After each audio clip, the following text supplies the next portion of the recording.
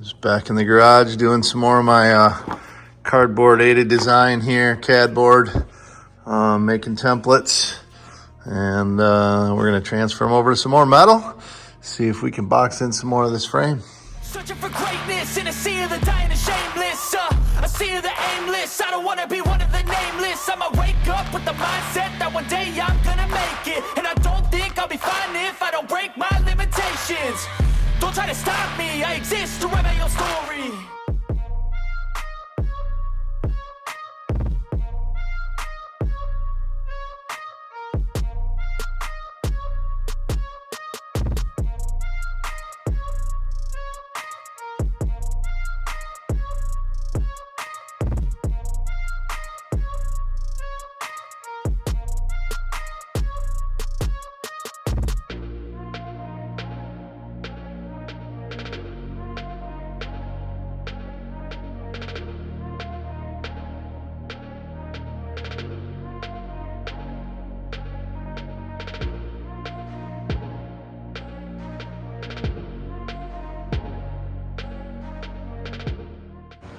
Okay, so I had been working along plating the next section of frame back to this cross member where the spare tire used to hang. An idea was put out there, and I think I'm going to go through with it.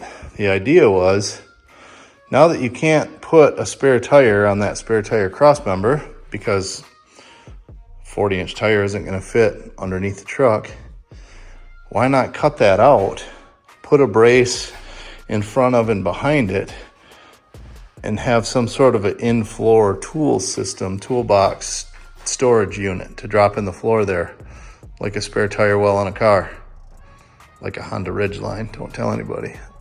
So I'm like, yeah, I could do that. I could get some square stock or something. We could come up with some cross member, maybe some round tube, plate the rest of the inside of the frame.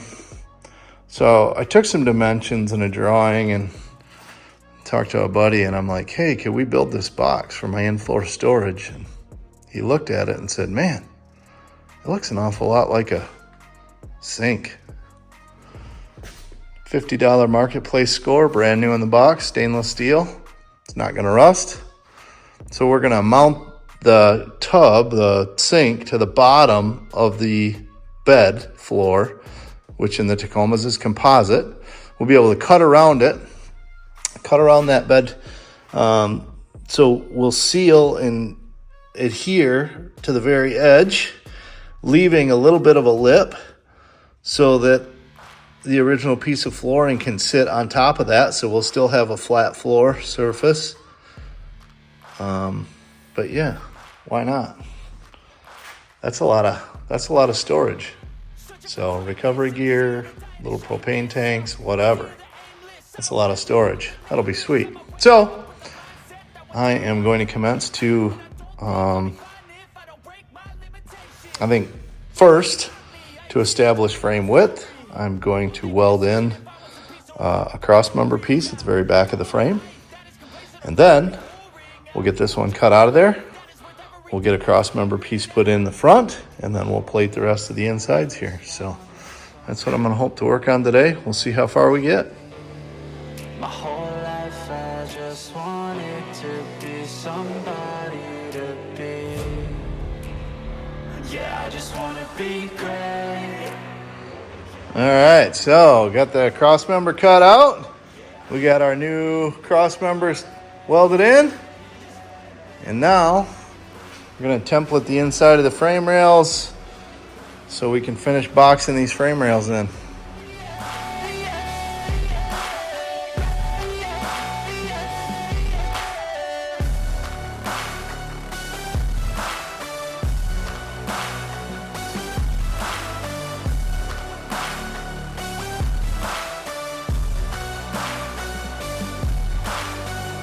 This is a statement to appreciate all that is vacant.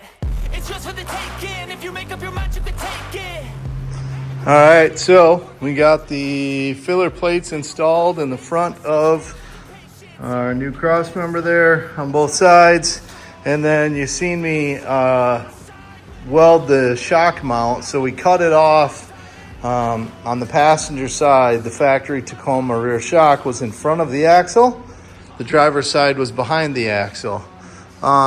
With the Chevy 14-bolt rear end I'm using, the brake calipers are on the front side of the axle. So we need our shocks to come off the back on both sides. So that's what I've done, is I've moved the that bracket to the rear of the axle. So we'll be able to have both shocks on the back behind the axle, out of the way of the calipers. So that should work out great. Next up, we're going to cut the templates and box in that last section on the back end on both sides. So keep plugging away, making some headway. Can't beat it.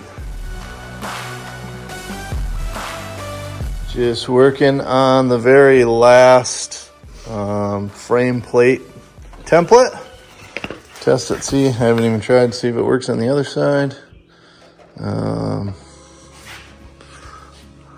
Yeah. Cool. All right. We'll cut 2 of these, and that will conclude boxing in the frame. You know what? I think I'm going to cut some and do that too. I lied. I got 4 pieces to go.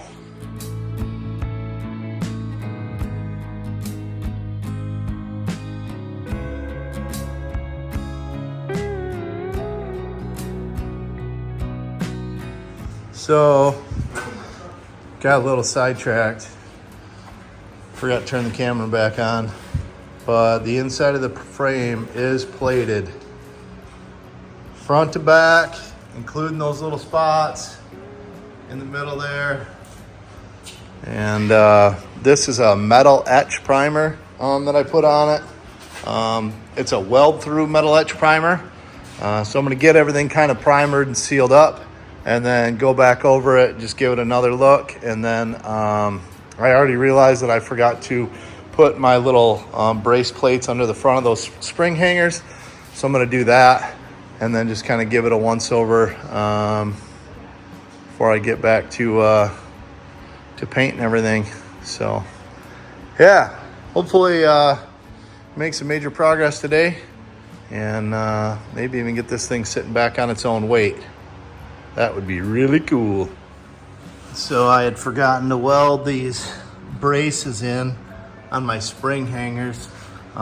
Same as it's actually the same bracket as the front lower link bar there. So I got those welded in, and now looking at that and realizing that I didn't do any kind of a brace. So I made these little pieces, which are virtually identical minus the slot, to try and weld where the upper link mounts go to the frame underneath here. So up there, you can see my tabs for my upper links come into the frame. So on both sides, I'm gonna try and get these braces welded into place. So I need to knock the link arms out of there, because I don't want to get the nylon that's in the heim joints hot while I'm doing that. So I'm just gonna hold them up there, tack them, make sure things are in place. We'll knock the link arms out, and then final weld these little extra braces. And I think that's the last of the welding, I think. I don't know. I keep saying that. Well, I guess I know I don't. I know I'm not done. I need to do shock mounts up front still for the upper. The lowers are incorporated onto the barn's axle truss there. So we'll need to fabricate some upper shock mounts. And then the rear, we need to fabricate lower shock mounts onto the axle housing. So, all right, I digress. I'm far from done welding. Wishful thinking. So what I ended up using is this metal etching weld through primer on the frame after I've done all my fabrication work. And then I'm going to use just some gloss black Rust-Oleum. Way it's easy to touch up, and this truck's going to get used, so I don't want to put anything on it that's too fancy. Something that I can just do quick, easy touch-ups as needed. I'm hoping this is enough to keep the frame clean for a long time, but time will tell. But yeah, got the little brackets, tabs welded on that I wanted to get welded on. And now I am going to go through and start putting some paint on it. Hopefully we can start reassembly soon. Give it a little used car detailing with some black Rust-Oleum. And yeah, turned out pretty good. So I need to set the camera back up, but just doing my little rigidity test, pushing on the truck up here, like there's still some twist in it, but I can not move that front end nearly as far as it was moving before. Like before, you were getting close to 3-4 inches of deflection. Well, maybe not that much, but an honest 2.5 to 3 inches of deflection at the front tire to fender clearance. And now I don't even know if it's moving an inch total. So way stronger. So can't wait to start putting this thing together.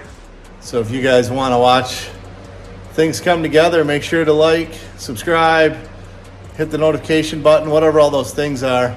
But we got some big news coming.